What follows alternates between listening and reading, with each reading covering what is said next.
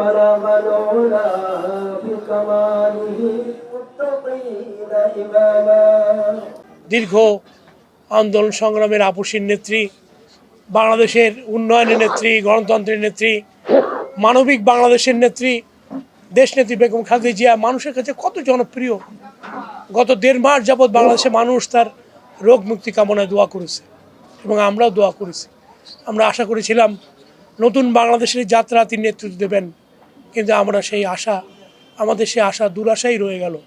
তিনি এবারে নির্বাচন করতে চেয়েছিলেন এবং তাকে নিয়ে আমরা নির্বাচন করতে চেয়েছিলাম, কিন্তু তার অবর্তমানে আমাদের নির্বাচন করতে হবে এটা আমরা ভাবতেও পারি না।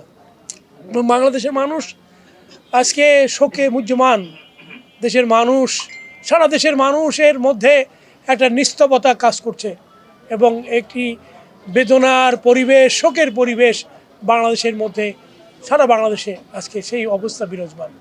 তা আমরা মনে করি যে নেত্রীর অবর্তমানে আমাদেরকে আরও দীর্ঘ পথ চলতে হবে এবং নেত্রীর এই যে চলে যাওয়া এটি বাংলাদেশের জন্য একটা বড় ধরনের ক্ষতি।